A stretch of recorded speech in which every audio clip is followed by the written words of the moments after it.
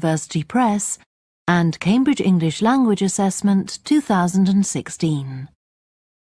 This recording is copyright. You will hear a number of different recordings, and you will have to answer questions on what you hear. There will be time for you to read the instructions and questions, and you will have a chance to check your work. All the recordings will be played once only.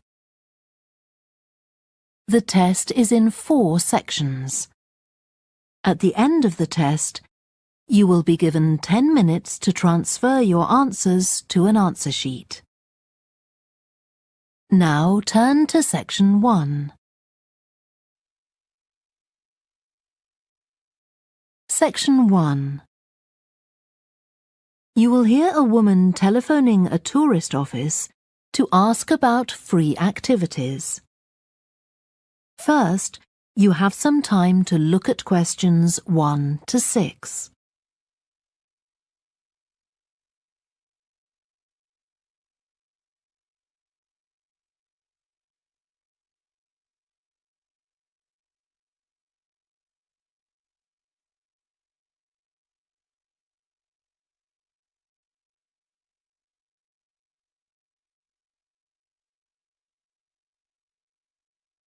You will see that there is an example that has been done for you.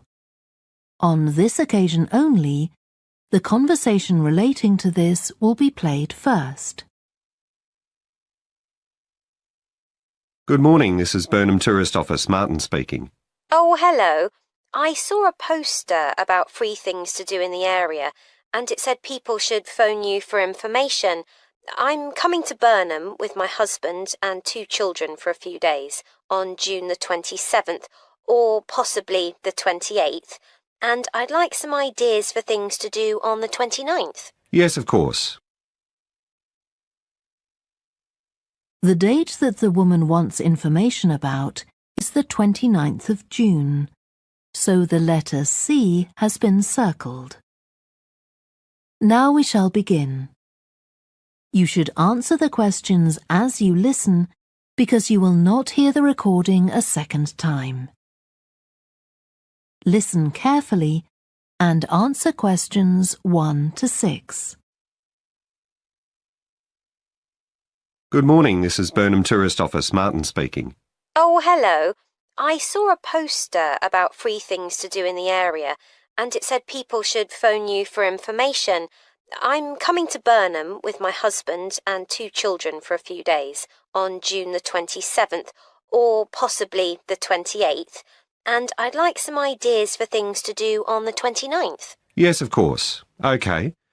Then let's start with a couple of events especially for children. The art gallery is holding an event called Family Welcome that day, when there are activities and trails to use throughout the gallery. That sounds interesting. What time does it start? The gallery opens at 10 and the Family Welcome event runs from 10:30 until 2 o'clock. The gallery stays open until 5, and several times during the day they're going to show a short film that the gallery has produced. It demonstrates how ceramics are made, and there'll be equipment and materials for children to have a go themselves. Last time they ran the event there was a film about painting, which went down very well with the children, and they're now working on one about sculpture. I like the sound of that. And what other events happen in Burnham? Well, do you all enjoy listening to music? Oh, yes. Well, there are several free concerts taking place at different times, 1 or 2 in the morning, the majority at lunchtime and a couple in the evening, and they range from pop music to Latin American. The Latin American could be fun. What time is that? It's being repeated several times in different places. They're performing in the Central Library at 1 o'clock, then at 4 it's in the City Museum, and in the evening at 7:30 there's a longer concert in the theatre. Right. I'll suggest that to the rest of the family. Something else you might be interested in is the boat race along the river. Oh, yes. Do tell me about that. The race starts at Offord Marina to the north of Burnham and goes as far as Summer Pool. The best place to watch it from is Charlesworth Bridge, though that does get rather crowded. And who's taking part? Well, local boat clubs, but the standard is very high. One of them came first in the West of England Regional Championship in May this year. It was the first time a team from Burnham has won. It means that next year they'll be representing the region in the National Championship. Before you hear the rest of the conversation, you have some time to look at questions 7 to 10.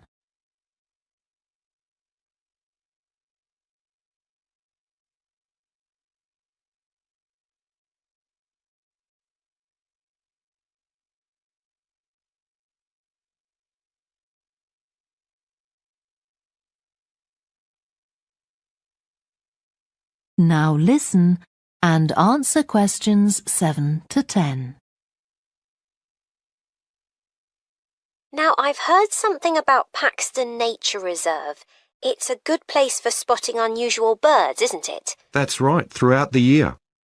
There is a lake there as well as a river, and they provide a very attractive habitat. So it's a good idea to bring binoculars if you have them. And just at the moment you can see various flowers that are pretty unusual. The soil at Paxton isn't very common. They're looking good right now. Right. My husband will be particularly interested in that.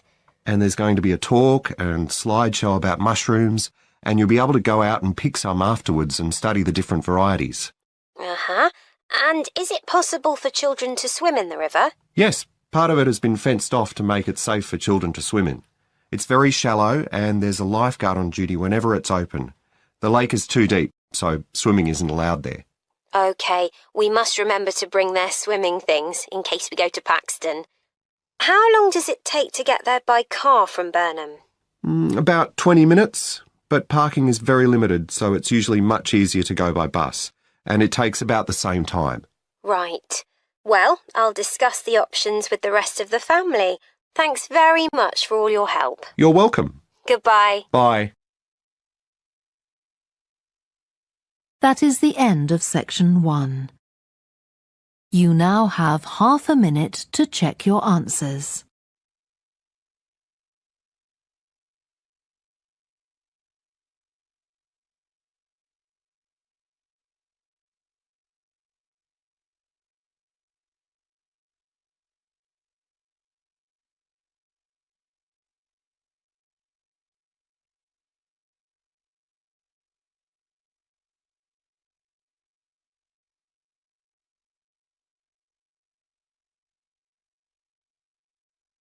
Now turn to section 2.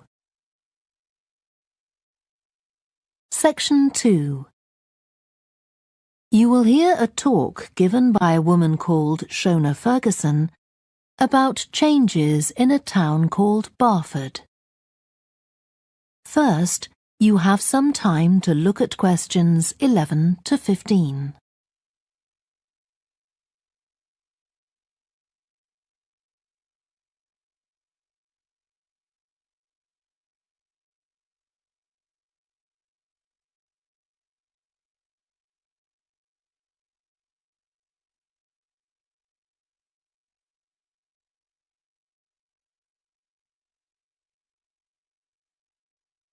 Now listen carefully and answer questions 11 to 15. First of all, let me thank you all for coming to this public meeting to discuss the future of our town. Our first speaker is Shona Ferguson from Barford Town Council. Shona. Thank you. First, I'll briefly give you some background information. Then I'll be asking you for your comments on developments in the town. Well, as you don't need me to tell you, Barford has changed a great deal in the last 50 years. These are some of the main changes. 50 years ago, buses linked virtually every part of the town and the neighbouring towns and villages. Most people used them frequently, but not now, because the bus companies concentrate on just the routes that attract most passengers. So parts of the town are no longer served by buses. Even replacing old, uncomfortable buses with smart new ones has had little impact on passenger numbers. It's sometimes said that bus fares are too high, but in relation to average incomes, fares are not much higher than they were 50 years ago. Changes in the road network are affecting the town. The centre was recently closed to traffic on a trial basis, making it much safer for pedestrians. The impact of this is being measured. The new cycle paths separating bikes from cars in most main roads are being used far more than was expected, reducing traffic and improving air quality. And although the council's attempts to have a bypass constructed have failed, we haven't given up hope of persuading the government to change its mind.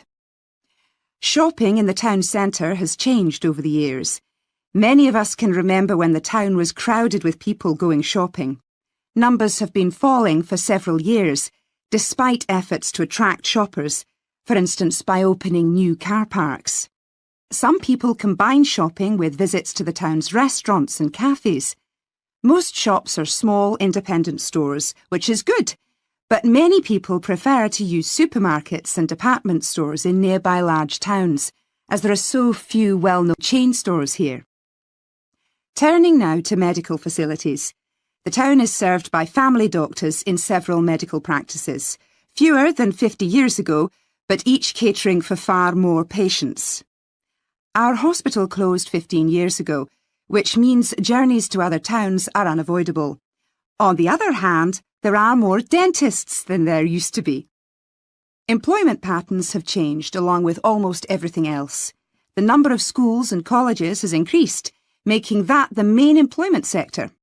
Services such as website design and accountancy have grown in importance, and surprisingly perhaps, manufacturing hasn't seen the decline that has affected it in other parts of the country.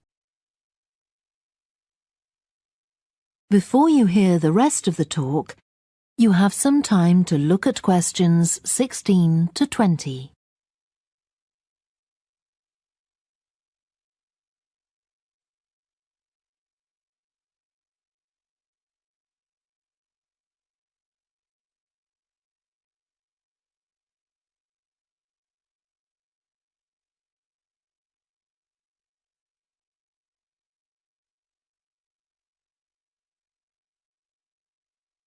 Now listen and answer questions 16 to 20.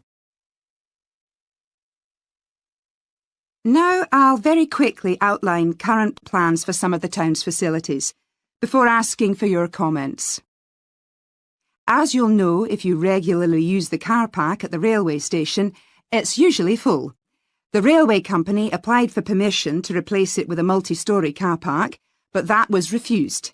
Instead, the company has bought some adjoining land, and this will be used to increase the number of parking spaces. The Grand, the old cinema in the High Street, will close at the end of the year and reopen on a different site. You've probably seen the building under construction. The plan is to have 3 screens with fewer seats rather than just the one large auditorium in the old cinema. I expect many of you shop in the indoor market. It's become more and more shabby looking, and because of fears about safety, it was threatened with demolition. The good news is that it will close for 6 weeks to be made safe and redecorated, and the improved building will open in July. Lots of people use the library, including school and college students who go there to study. The council has managed to secure funding to keep the library open later into the evening, twice a week. We would like to enlarge the building in the not-too-distant future, but this is by no means definite. There's no limit on access to the nature reserve on the edge of town, and this will continue to be the case. What will change, though, is that the council will no longer be in charge of the area. Instead, it will become the responsibility of a national body that administers most nature reserves in the country. OK, now let me ask you if you have... That is the end of section 2. You now have half a minute to check your answers.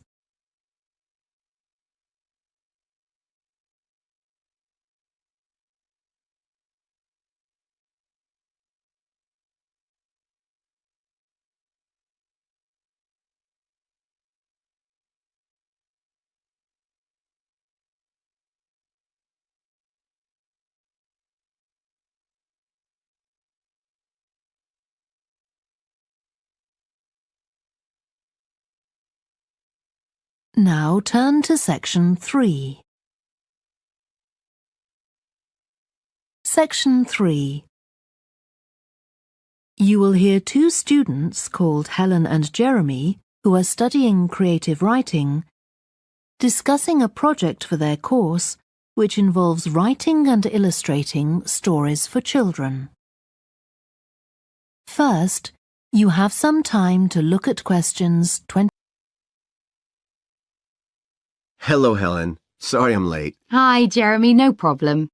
Well, we'd better work out where we are on our project, I suppose. Yeah, I've looked at the drawings you've done for my story, The Forest, and I think they're brilliant. They really create the atmosphere I had in mind when I was writing it. Oh, I'm glad you like them. There are just a few suggestions I'd like to make. Go ahead.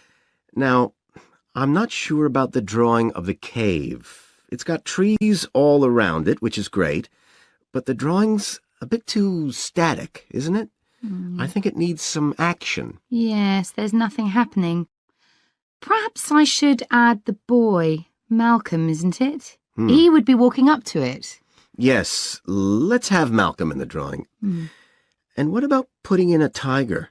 The one that he makes friends with a bit later. Maybe it could be sitting under a tree, washing itself. And the tiger stops in the middle of what it's doing when it sees Malcolm walking past. That's a good idea. OK, I'll have a go at that. Then there's the drawing of the crowd of men and women dancing. They're just outside the forest, and there's a lot going on. That's right. You wanted them to be watching a carnival procession, but I thought it would be too crowded. Do you think it works like this?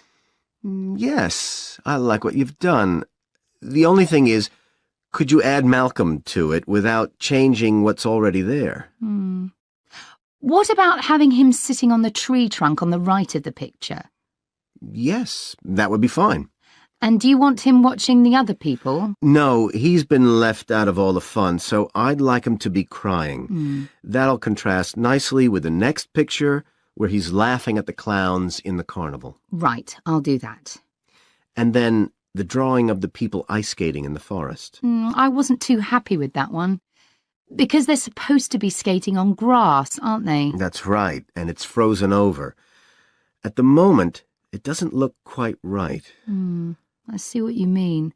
I'll have another go at that. And I like the wool hats they're wearing. Maybe you could give each of them a scarf as well? Yeah, that's easy enough. They can be streaming out behind the people to suggest they're skating really fast. Great. Well, that's all on the drawings. Right.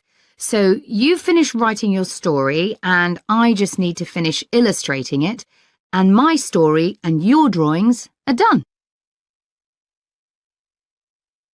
Before you hear the rest of the discussion, you have some time to look at questions 27 to 30.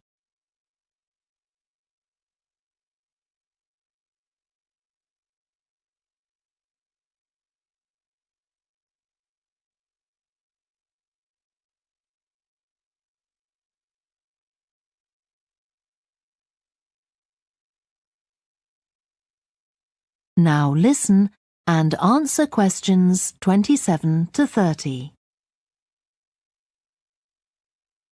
So the next thing is to decide what exactly we need to write about in the report that goes with the stories and how we're going to divide the work. Right, Helen. What do you think about including a section on how we planned the project as a whole, Jeremy?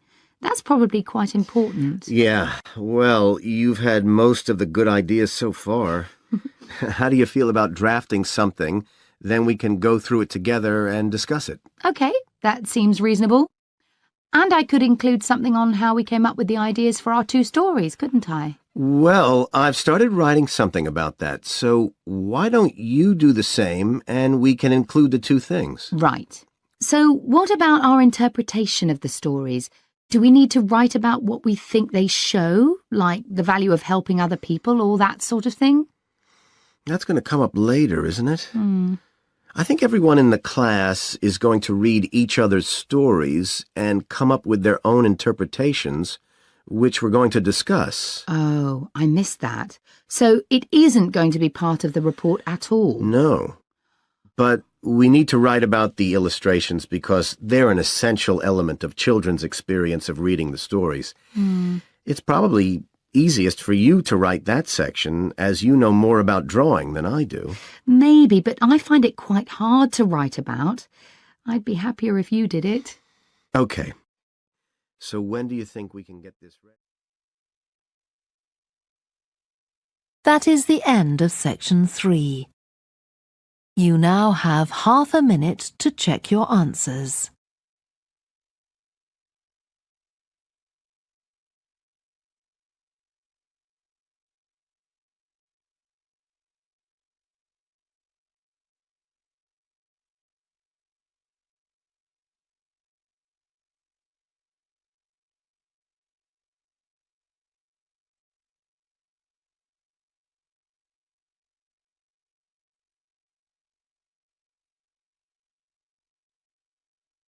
Now turn to section 4.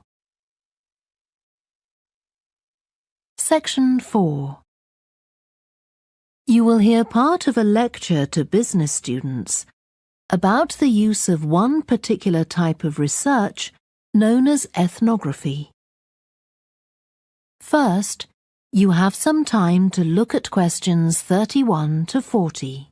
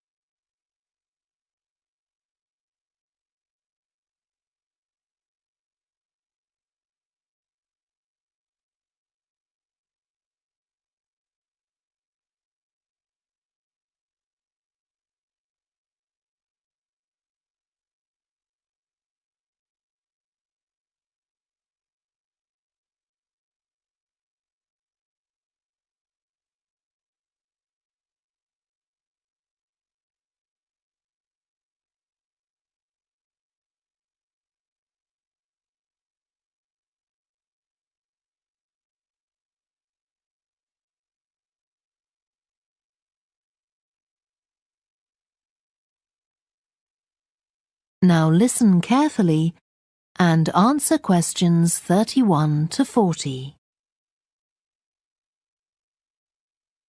So, what I'm going to talk about to you today is something called ethnography.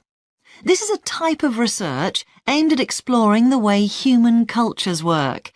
It was first developed for use in anthropology, and it's also been used in sociology and communication studies. So, what's it got to do with business, you may ask? Well, businesses are finding that ethnography can offer them deeper insight into the possible needs of customers, either present or future, as well as providing valuable information about their attitudes towards existing products. And ethnography can also help companies to design new products or services that customers really want.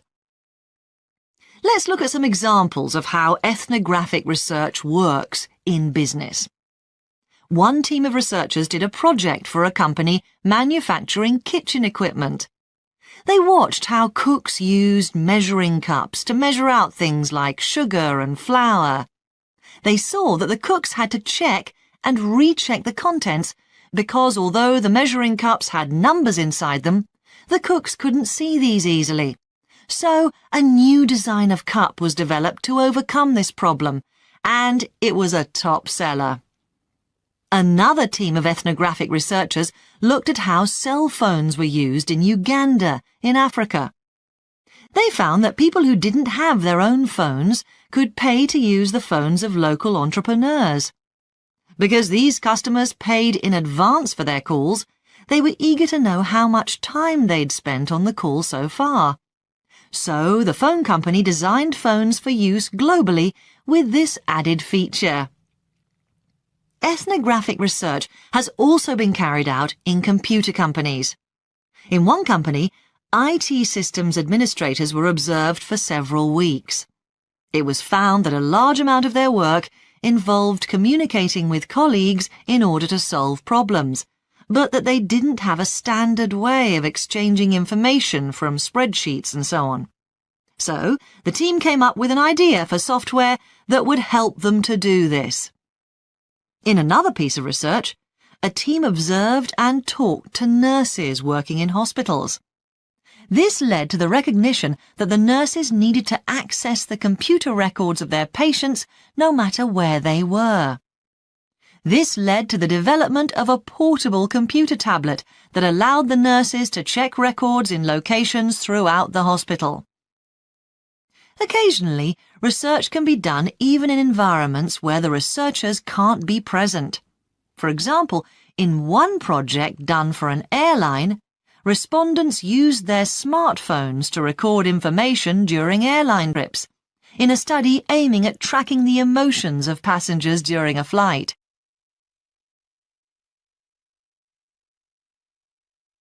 So, what makes studies like these different from ordinary research? Let's look at some of the general principles behind ethnographic research in business. First of all, the researcher has to be completely open-minded. He or she hasn't thought up a hypothesis to be tested, as is the case in other types of research. Instead, they wait for the participants in the research to inform them.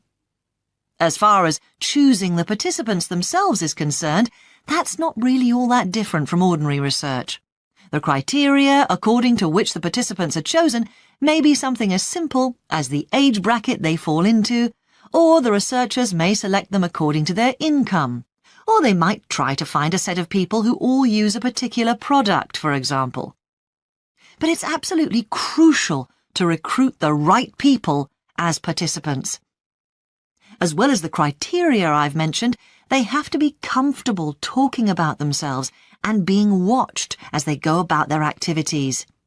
Actually, most researchers say that people open up pretty easily, maybe because they're often in their own home or workplace. So, what makes this type of research special is that it's not just a matter of sending a questionnaire to the participants. Instead, the research is usually based on first-hand observation of what they are doing at the time. But that doesn't mean that the researcher never talks to the participants. However, unlike in traditional research, in this case, it's the participant rather than the researchers who decides what direction the interview will follow. This means that there's less likelihood of the researcher imposing his or her own ideas on the participant. But after they've said goodbye to their participants and got back to their office, the researcher's work isn't finished. Most researchers estimate that 70 to 80% of their time is spent not on the collecting of data, but on its analysis, looking at photos, listening to recordings and transcribing them, and so on. The researchers may end up with hundreds of pages of notes. And to determine what's significant, they don't focus on the sensational things or the unusual things. Instead, they try to identify a pattern of some sort in all this data and to discern the meaning behind it. This can result in some compelling insights that can, in turn, feed back to the whole design process. That is the end of section 4. You now have half a minute to check your answers.